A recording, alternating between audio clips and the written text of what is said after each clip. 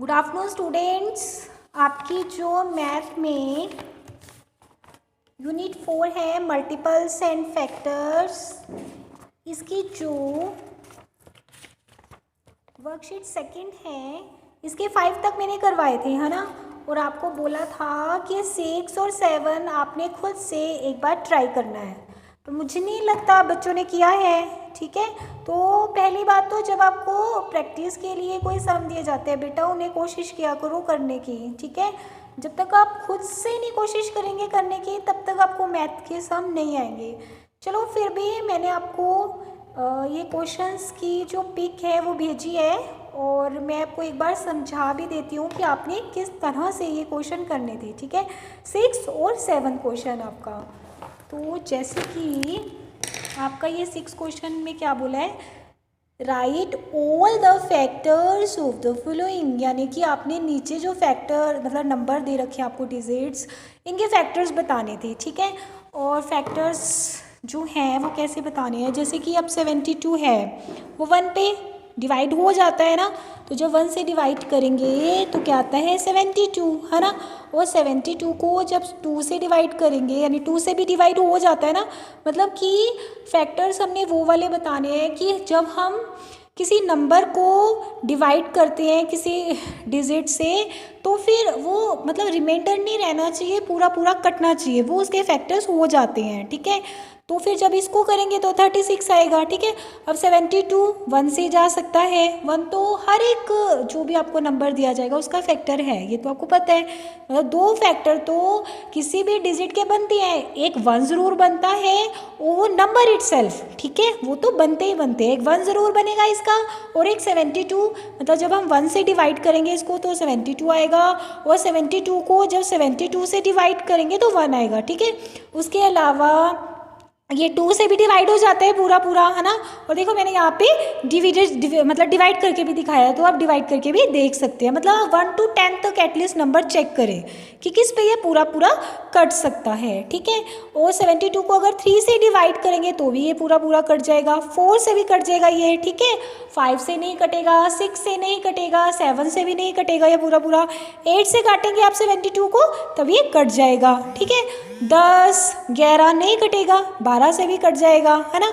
और ये मतलब 72 जो है वो 6 से भी कट जाएगा, है ना। 72 को जब आप 6 से डिवाइड करेंगे 12 आएगा, और 9 8 72 होता है, मतलब ये 9 से भी पूरा पूरा चला जाएगा। ठीक है, और ये 12 से भी कट जाएगा। ओके, और 72 से तो कटेगा ही पूरा पूरा। ठीक है, तो आपके फैक्टर्स क्या बने, ऑल फैक्टर्स ऑफ 72 आर 1 2 3 4 6 8 9 12 18 24 36 72। ठीक है, क्योंकि ये भी इसके फैक्टर्स हो जाते हैं ना, फिर 18 भी इसका फैक्टर हुआ, 24 भी फैक्टर हुआ, 36 भी इसका फैक्टर हुआ है, 72 भी हुआ। ठीक है, अब मैं आपको इसका बी पार्ट एक बार समझा देती हूँ। जैसे ये है 48, ठीक है, तो 1 तो है ही है, तो आप एटलीस्ट मतलब कि 1 to 10 चेक करें, उस वहाँ तक आपको मिल जाएंगे।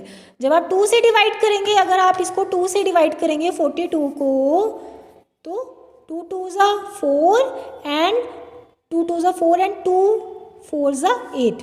ठीक है, तो ये आएगा, तो यानी ये 2 से भी पूरा पूरा कट जाएगा। 48 को 3 से भी आप डिवाइड करके देख सकते हैं, ये 3 से भी पूरा पूरा कटता है, 4 से भी आप चेक कर सकते हैं डिवीजन। ठीक है, उसके बाद ये 6 से भी कटता है। ओके, तो अब इसके फैक्टर्स हमारे ये भी हो गए 1 2 3 4 6। ठीक है, इसके अलावा ये वाले भी इसके फैक्टर्स हुए, इसका मतलब जो आएंगे इसके आंसर 8 12 16 24 48। तो ऑल फैक्टर्स ऑफ 48 आर 1 2 3 4 6 8 12 16 24 48। ठीक है, उसके बाद इसी तरह आप 64 के चेक कर सकते हैं कि जिस पे जाएंगे, तो ये वाले भी इसके फैक्टर हो जाएंगे और ये वाले भी हो जाएंगे। जैसे 64 को 1 से करेंगे तो 64 आएगा, 2 से भी ये पूरा डिवाइड हो जाएगा, 4 से भी एंड 8 से भी पूरा डिवाइड हो जाएगा। तो इसके फैक्टर्स आपके 1 2 4 8 और इसके अलावा 16, 32 एंड 64। ठीक है, ये सारे 64 के फैक्टर्स होंगे। इसी तरह आप 96 के फैक्टर्स भी निकाल सकते हैं।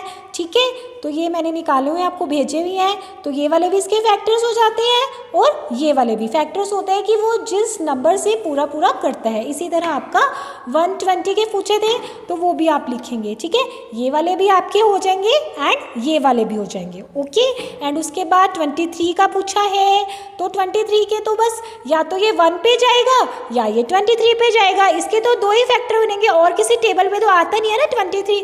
तो ऑल फैक्टर 23 आर 1 एंड 23। ठीक है, तो आपका ये क्वेश्चन हो गया। एंड जो आपका 7th क्वेश्चन है इसमें पूछा उसने by using divisibility rule check whether. अब डिविजिबिलिटी रूल हमने चेक करना है कि क्या, जैसे ये दे रखा है 1029 डिविजिबल बाय 3, क्या ये 3 से पूरा पूरा डिवाइड होता है।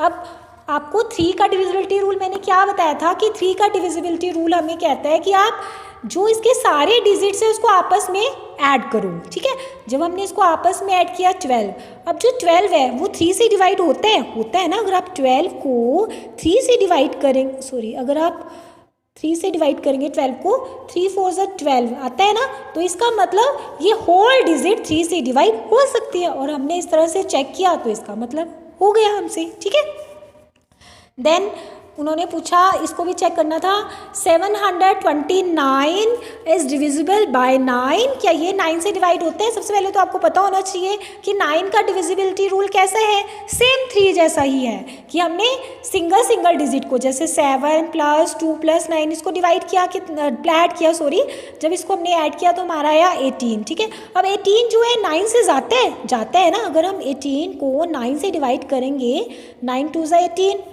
ठीक है, यानी कि जो हमारा पूरा डिजिट है ये 9 से कट जाएगा। और हमने चेक किया तो ये कट रहा है। ठीक है, हमने चेक भी करके देख लिया। ओके, तो ये आपके क्वेश्चंस थे।